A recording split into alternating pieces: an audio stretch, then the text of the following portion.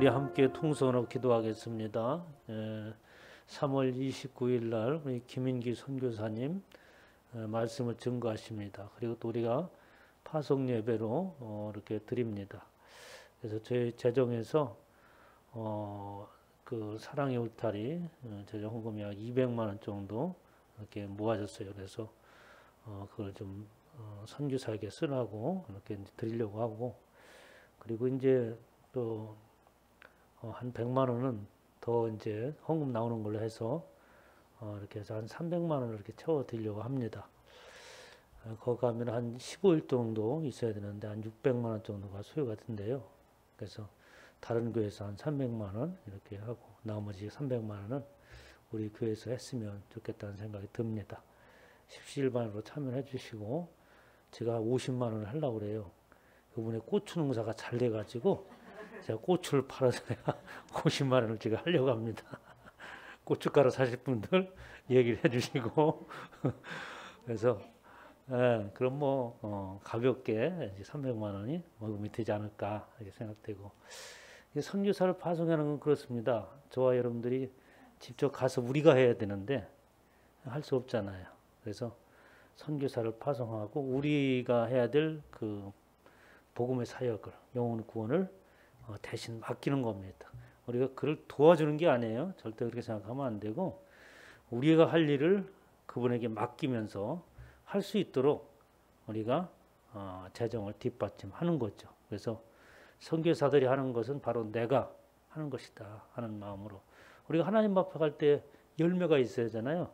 직접 전도하는 것도 있지만 그렇게 해서 열매가 맺는 것도 있습니다. 그러니까 하나님 앞에 갈 때에 뭘로 계산하겠어요? 생명의 열매를 보고 하나님이 이렇게 세문하지 않겠습니까? 여러분들이 꼭 참여를 할 수 있도록 기도해 주시고, 그래도 코로나가 아주 요즘에 또 2,000명이 넘었어요. 왜 이렇게 그냥 저기 하는지 모르겠어요. 휴가철이라 그런 것 같은데, 하여튼 뭐 평상시에 조심하고 하면은 별 문제가 없을 것 같습니다. 우리나라뿐만 아니라 태국에도 역시 그렇게 많겠죠. 그래서 제가 물어봤어요. 형님한테. 그 비자가 나온 것도 참 기적이지만 걱정이 된다. 그러니까 그쪽에는 우리나라보다 더 심하니까 그래서 그런 형국인데 지금 가야 되는가 했더니 어차피 내가 선교사의 길을 가는데 죽으면 죽으리라고 하는 생각으로 갑니다. 그래서 저는 거기에서 묻힐 거고 그런 각오로 간다고. 그래서 참 요즘에 보기 드문 그런 분이다. 나이는 저보다 한 10살 정도 적지만 아주 그 참 생각이 하나님의 뜻에 아주 잘 맞는 그런 선교사인 것 같아요. 그래서 선교사는 그곳에 가서 죽어야 되지 살아오는 게 아니잖아요. 우리나라 선교사 다 여기서 죽어가지고 양화질에 다 묻혔잖아요. 그런 선교사들 때문에 오늘날 우리가 이런 복을 누립니다. 그래서 본인도 그렇게 가서 죽는 것이 너무나 당연한데 갈 수 있는 길이 열렸으니 가야지 않겠냐고. 그래서 제가 많은 감동을 받았습니다. 이런 선교사를 알고 우리가 이렇게 재정으로 후원을 할 수 있다는 것도 복이에요. 또 목회자도 그렇고 성도도 그렇고 또 선교사들도 뭐 갖가지 여러 가지 소문들이 많잖아요.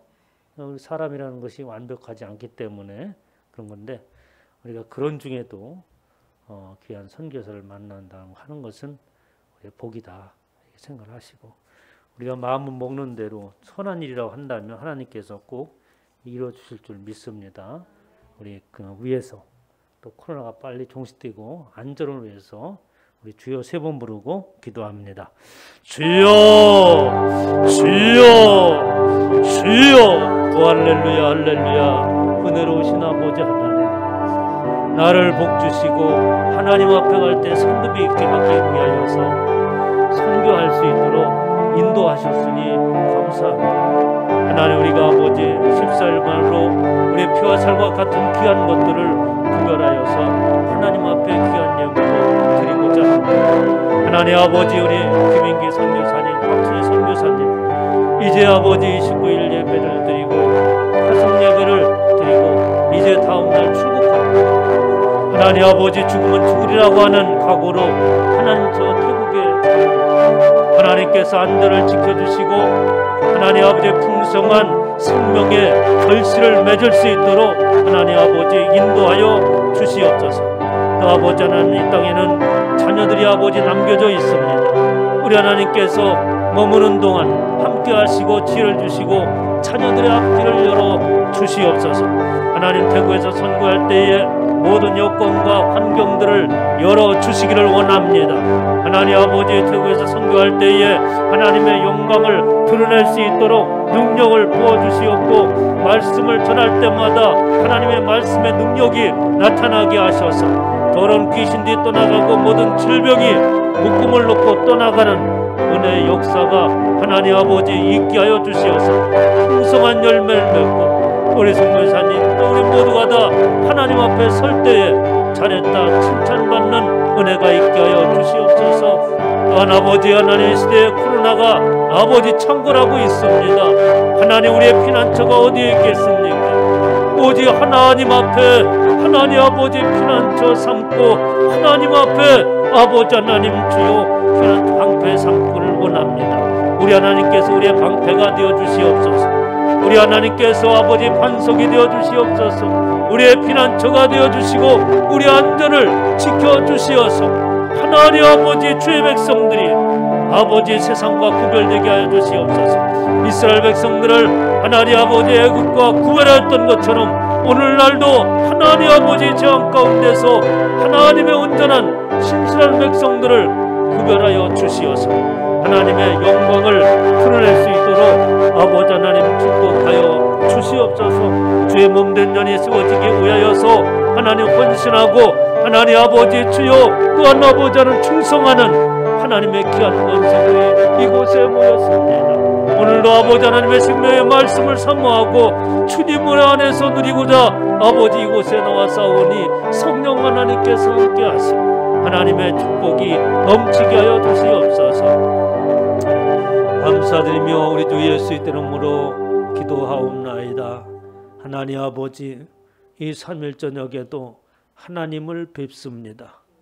하나님의 생명의 말씀이 우리의 가슴에 새겨지게 하여 주시옵소서. 마음을 열게 하시고 하나님의 기쁨을 누리게 하시고 하나님의 말씀의 능력이 나타나게 하여 주시옵소서. 이 시간에도 부족한 종을 세워싸오니 성령 하나님 붙들어 주시고 하나님의 생명의 말씀만이 선포되어지게 하여 주시옵소서. 감사드리며 우리 주 예수 이름으로 기도하옵나이다. 아멘. 하나님의 말씀을 보겠습니다.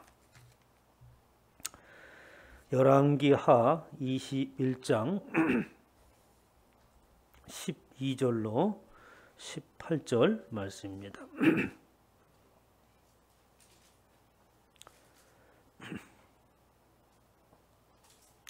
열왕기하 21장 12절로 18절 말씀을 다 함께 합독하겠습니다.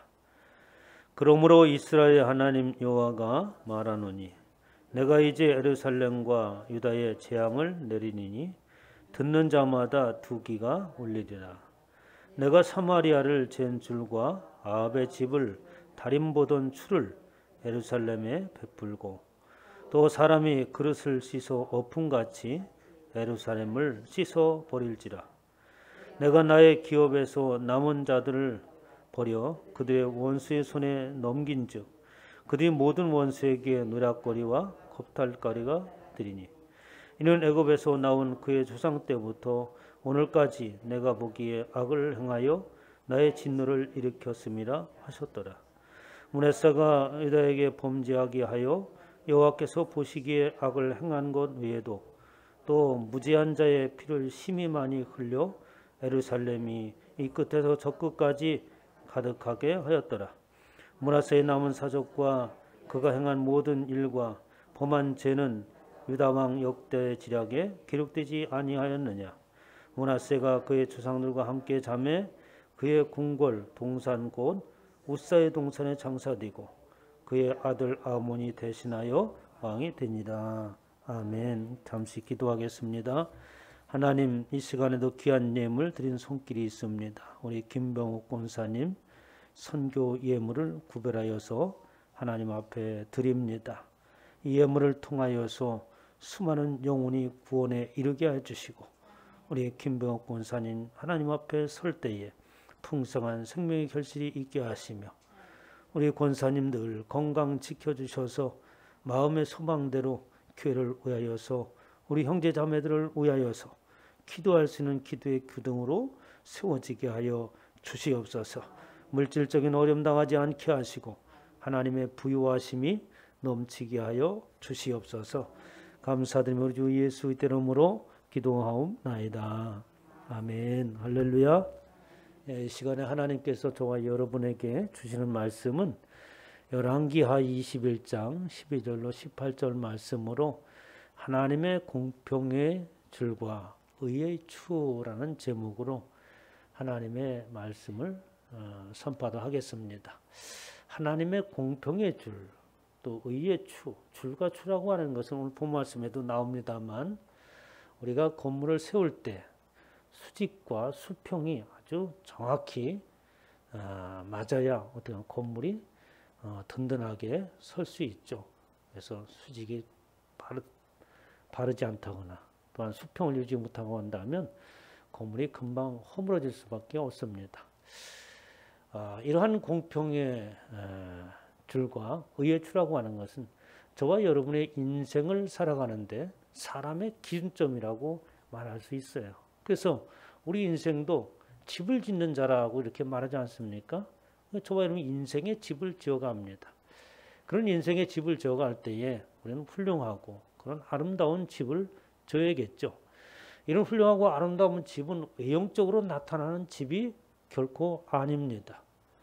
세상에서는 아주 훌륭한 집을 지었다, 그런 곳에서 산다 하는 사람들은 세상에서 잘 나가는 사람들, 우리와는 거리가 먼 그런 사람들과 같이 불공평한 속에서 이룬 것이지만 하나님 안에서 공평의 주와 의의 줄로 인하여서 세워진 저와 인생의 집은 그런 외형적인 것도 아니고 또 세상의 불공평등 가운데서 세워진 집도 아닌 모두가 다 하나님의 말씀의 중심이 된 그런 인생의 집인 줄 믿으시기 바랍니다. 그래서 우리가 인생이 살아갈 때 그 기준이 어디에 있느냐? 바로 하나님의 말씀이 기준이다. 이렇게 말할 수가 있죠. 오늘 본말씀에 나오는 왕은 므낫세라고 하는 왕입니다. 그런데 이 므낫세라고 하는 왕은 누구의 아들은 히스기야의 아들이에요.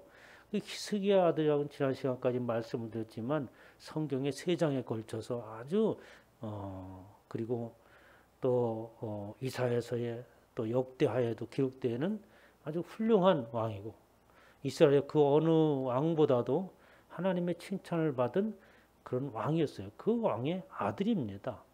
이런 왕의 아들이라면 저한테 내용을 읽어보지 않더라도 어떤 기대를 가질 만한 그러한 훌륭한 자녀가 아닐까 이렇게 생각이 들잖아요. 그런데 우리 기대와는 전혀 다른 모습을 보여주고 있어서 하나님의 심판이 내려지는 말씀이 오늘의 말씀입니다.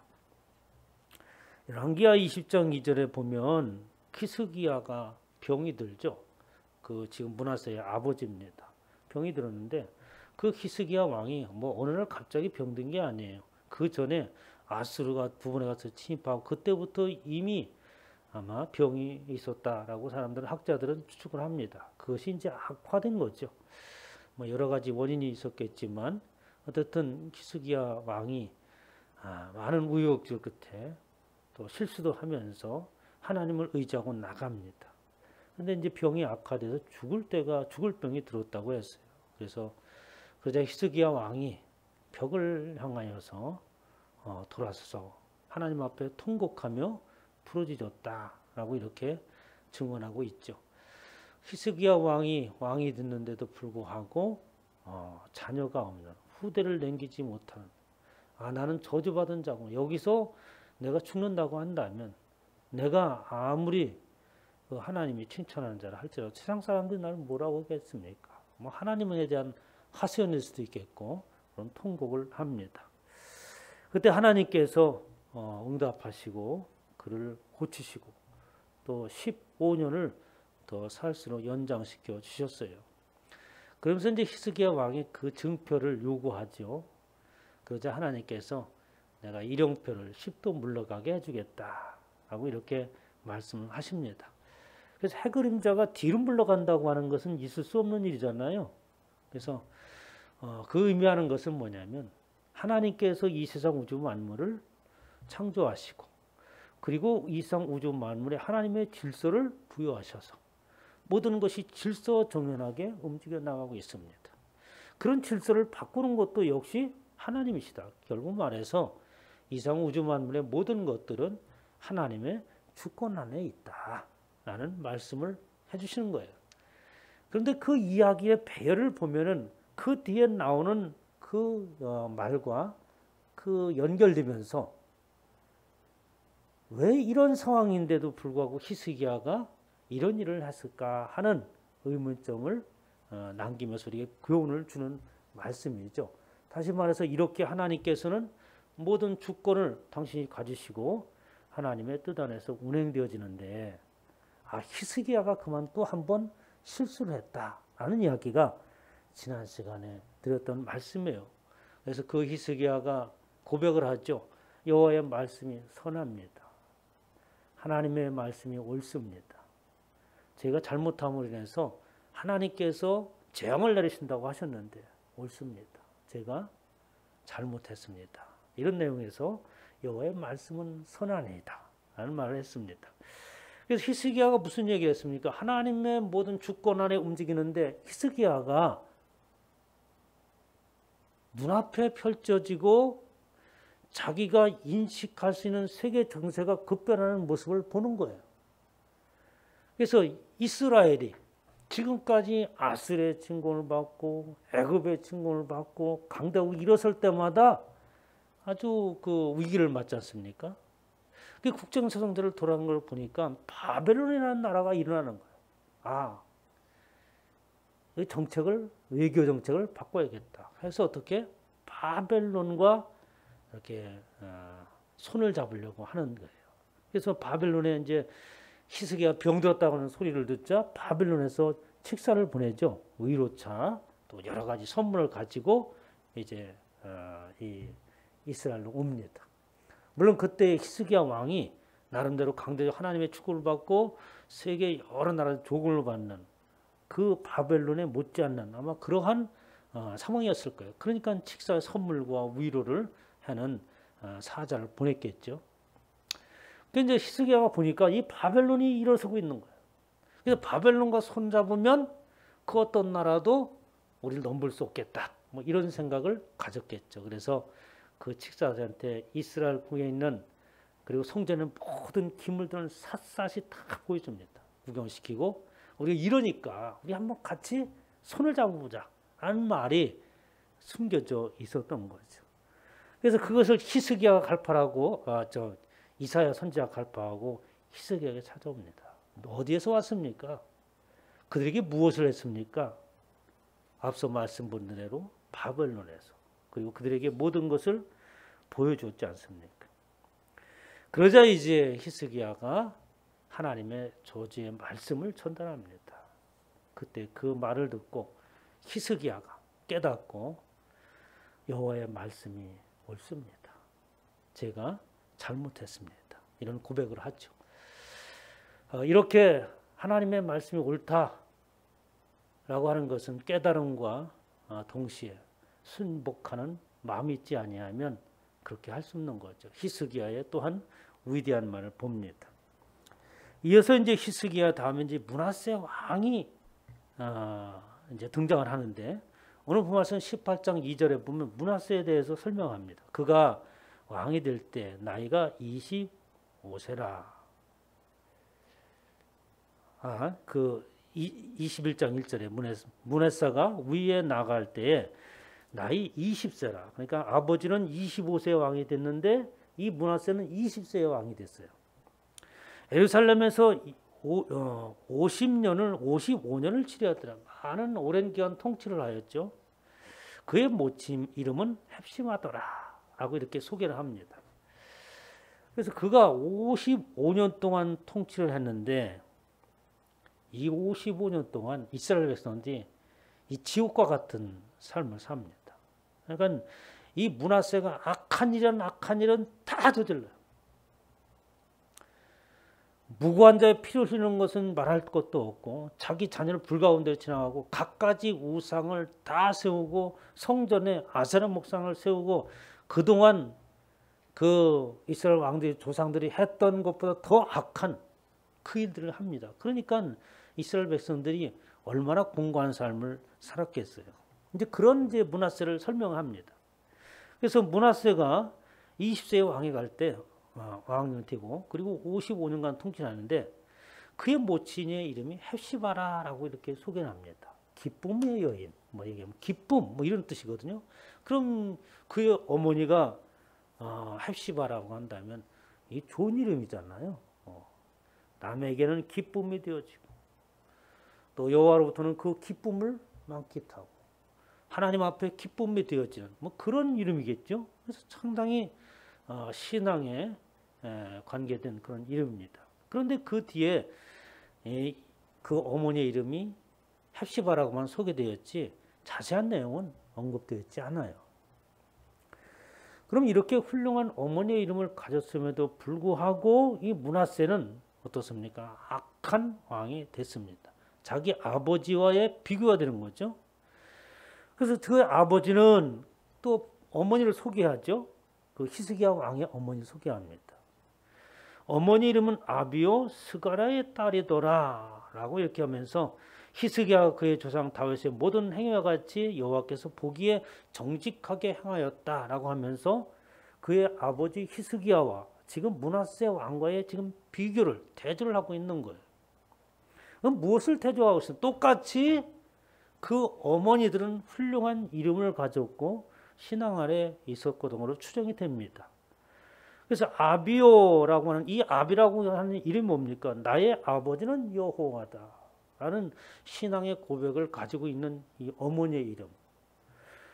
자기 이름대로 그런 신앙의 고백대로 자녀 히스기야를 길러냅니다. 그래서 아주 훌륭한 왕이 됐죠. 그런데 그 아버지는 아주 악한 왕이었어요. 그 악한 왕의 아내로서 있으면서도 그 믿음 안에서 히스기야 왕을 아주 훌륭한 믿음의 사람으로 길러냈습니다. 그런데 히스기야의 므낫세의 그 모친 이름을 헵시바라고 했는데, 그러니까 히스기야 왕의 아내가 되겠죠. 그 헵시바라는 좋은 이름을 가졌음에도 불구하고 아주 악한 왕이 됐습니다. 이 히스기야 내용이 그 시편 62편에 보면 잠깐 언급되어 있어요. 이방 나라들이 내 공의를 뭇 왕이 다 내 영광을 볼 것이요 너는 여호와의 입으로 정하실 새 이름으로 일컬음이 될 것이다 라고 하면서 이스라엘 백성들이 회복하고 그들이 어떠한 모습이 될 것인가 라고 하는 말씀을 하시는 거예요. 너는 또 여호와의 손에 아름다운 관 내 하나님의 손의 왕관이 될 것이다. 다시는 너를 버림받은 자라 부르지 아니하며 다시는 내 땅을 황무지라 부르지 아니하고 오직 너를 헵시바라 하며 내 땅을 뿔나라 하리니 이는 여호와께서 너를 기뻐하실 것이며 내 땅이 결혼한 것처럼 될 것입니다 라고 하면서 이 헵시바라는 이름이 두 번째 등장을 하게 되는데 그때는 어떻습니까? 헵시바 기쁨이라는 대로 그 이스라엘 백성들이 여호와 하나님의 기쁨이 되어질 것이다. 내가 그 이스라엘 땅과 결혼한 것처럼 너와 결혼한 것처럼 나의 하나님의 아내가 되는 것처럼 그렇게 될 것이다 라고 했으니까 이 헵시바라고 하는 이름이 굉장히 좋은 이름이었습니다. 그럼에도 그 안에서 자라난 그 아들은 므낫세 아주 악한 왕이 되었죠. 그럼 왜 이 헵시바라고 하는 어머니에 대해서 언급이 더 이상 없는가? 자기가 신앙을 가지고 있었음에도 불구하고 자녀들을 신앙으로 길러내지 못한 거죠. 아주 매우 중요한 것이라고 볼 수 있습니다. 그래서 우리의 자녀들이 하나님의 백성이 될 수 있도록 기도하시길 주님의 축원합니다. 오늘 본 말씀 7절서부터 보면은 그 므낫세 왕이 얼마나 악한 일을 했던가를 쭉 나옵니다. 그러면서 9절에 보면 이렇게 말씀을 하세요.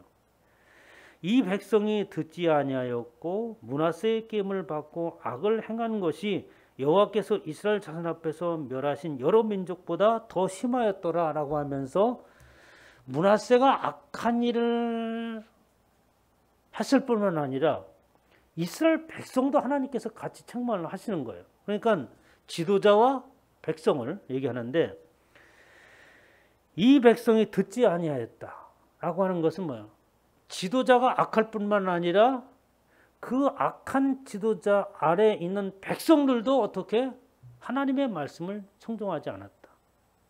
그 외에 보면 만일 이스라엘이 나의 모든 명령과 나의 종 모세가 명령한 모든 율법을 지켜 행하면 내가 그들의 발로 다시는 그들의 조상들에게 준 땅에서 떠나 유리하지 아니하게 하리라 하셨다라고 하는 그 말씀을 이 백성들이 듣지 아니하였고 므낫세의 깨임을 받아 악을 행한 것이 여호와께서 이스라엘 자손 앞에 멸하신 여러 민족보다 더하였다. 므낫세가 악하였다고 하거나 지금 이스라엘 백성들도 어떻게 그 여러 민족보다 더 악하였다고 얘기합니다. 여러분 지도자가 부패하고 지도자가 악하면 백성들은 더욱더 깨어 있어야 되는 줄 믿으시기 바랍니다. 같이 악하고 같은 세대에 있어 버리면 다 멸망하는 거죠. 교회도 마찬가지입니다. 지도자를 탓할 필요 없어요. 뭐 어떤 목회자가 있다 이런 얘기 할 거 없습니다. 저와 여러분이 깨어 있어야 되는 줄 믿으시기 바랍니다. 누가 어떻든 어떤 상황이 있든 우리가 하나님 앞에 나는 어떻게 깨어 있는 자요? 하나님의 말씀의 중심에 붙잡힌 바 되어진 사람이 되어야 되는 거예요. 그걸 지금 지적하고 있는 거죠. 백성들은 더했다 이런 말을 하고 있습니다. 그러면서 이제 그 심판을 얘기하는데 12절에 보니까 그러므로 이스라엘 하나님 여호와가 말하니 내가 이제 예루살렘과 유다에 재앙을 내리니 듣는 자마다 두 귀가 울리리라 라고 합니다. 뭐냐면 지금까지 경험해 보지 못한 이 공포와 전율로 인해서 어떻게 몸을 귀가 멍멍할 정도의 그러한 공포가 임할 것이다. 하나님의 진노의 심판이 우리는 점점 가까웠다고 얘기합니다. 우리가 한 번도 경험해 보지 않기 때문에 그것이 얼마나 무서운 건가를 알지 못하지만 성경에 보면 아주 무섭게 나와 있잖아요. 해가 어두워지고 위에서 불이 떨어지고 뭐 이런 것들은 우리가 경험하지 못하는 것이지만 끔찍한 일이죠. 이곳에서 누가 살아날 수 있겠습니까? 어떤 하나님의 진노는 우리가 상상할 수 없을 만한 그런 두려움과 공포 가운데 임한다고 말씀을 하십니다. 그러면서 오늘 말씀의 제목처럼 내가 사마리아를 잰 줄과 아합의 집을 보던 달인 보던 추를 예루살렘에 베풀고 얘기해요. 사마리아라고 하는 것은 뭐냐면 북이스라엘 우상을 섬긴 곳을 말하는 그 수도입니다. 사마리아를 하나님께서 줄로 쟀다고 하는 거예요. 아합 사마리아 왕이죠. 이 북이스라엘 왕 아주 악한 왕. 그 아합의 집을 다림 보던 다림추 그것으로 동일하게 지금 므낫세 왕과 이스라엘 백성들을 줄로 재고 그리고 다림줄로 수로 달아보겠다라고 이렇게 말씀을 하십니다. 그런데 이사야서 28장 16절에 보면은 여호와께서 이같이 시되 보라 내가 한 돌을 시온에 두어 기초를 삼았노니 그 시험한 돌이요 귀가 견고한 기초돌이라 이것을 믿는 이는 다급하게 되지 아니하로다.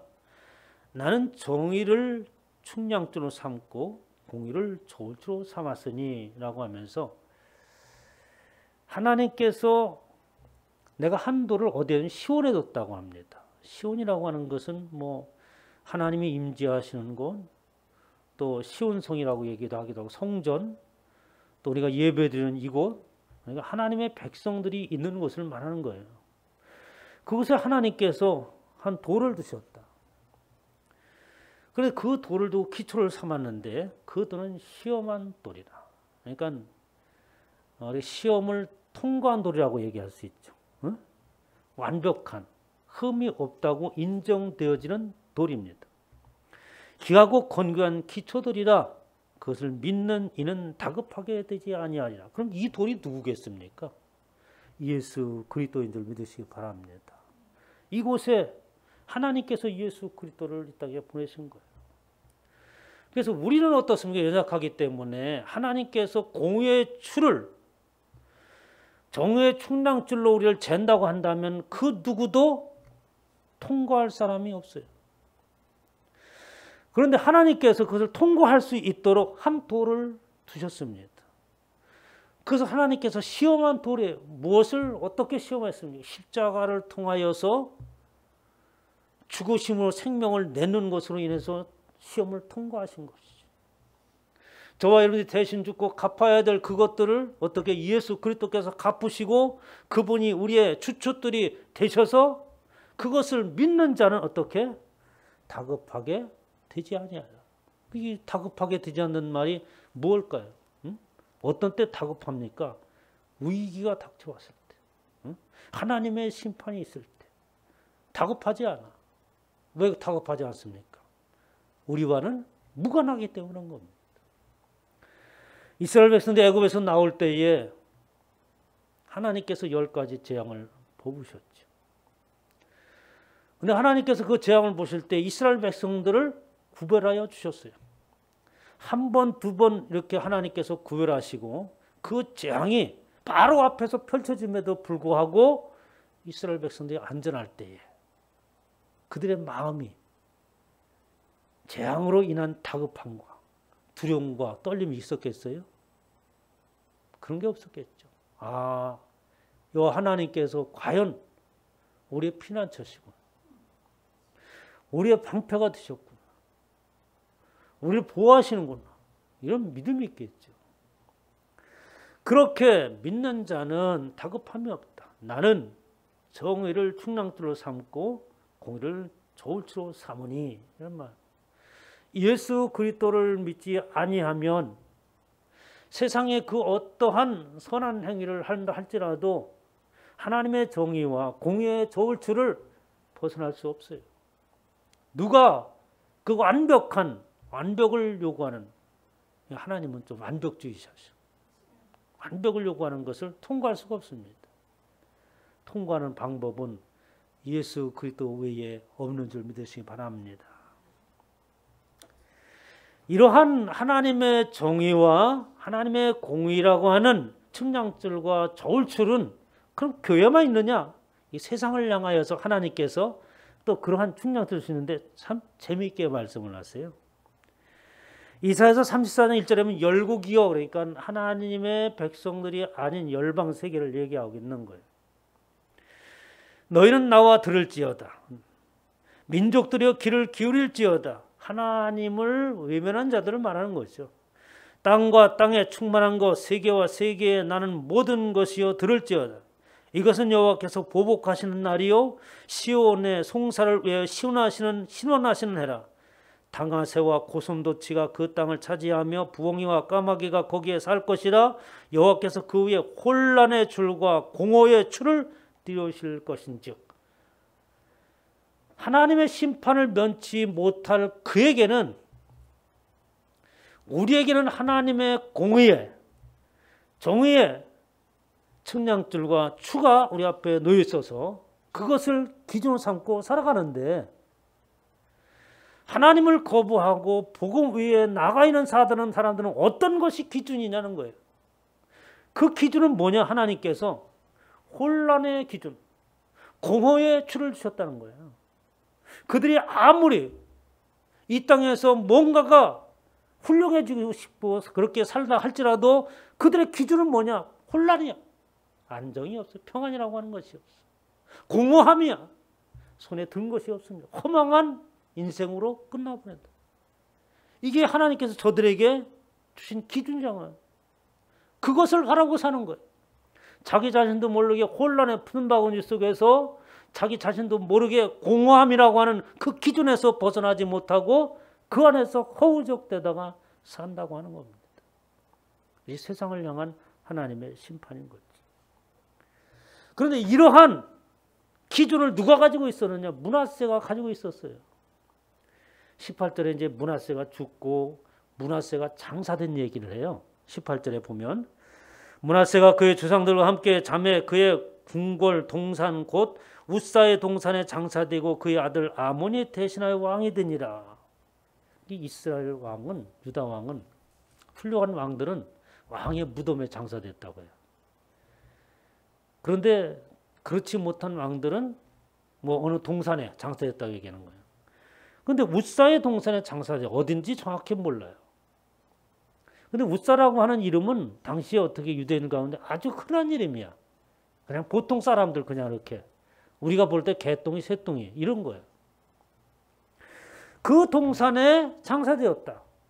그러니까 하나님께서 므낫세에게 하나님의 율법의 말씀을 떠났고 갖가지 우상과 죄악 가운데 있었던 그에게 혼란의 줄과 공허의 추를 그에게 떨어뜨림으로 인해서 그의 인생이 어떻게 무명한 자로서 우사 그냥 아무 개똥이 새똥이 이름도 남길 수 없는 그런 무명한 사람으로서 인생이 공공하게 끝나버렸다. 이런 얘기를 하는 것입니다. 사랑하는 성도 여러분, 오늘 주님께서 하나님의 공의의 줄과 의의 줄을 우리에게 들으셨다고 합니다. 그것은 우리의 심판하는 기준일 수도 있지만 저와 여러분이 붙잡아야 될 기준인 줄 믿으시기 바랍니다. 우리가 어떤 일을 생각하고 계획하고자 할 때 늘 하나님의 공의와 하나님의 의를 우리의 추로 기준으로 삼고 승리하시기를 주님의 이름으로 축원합니다.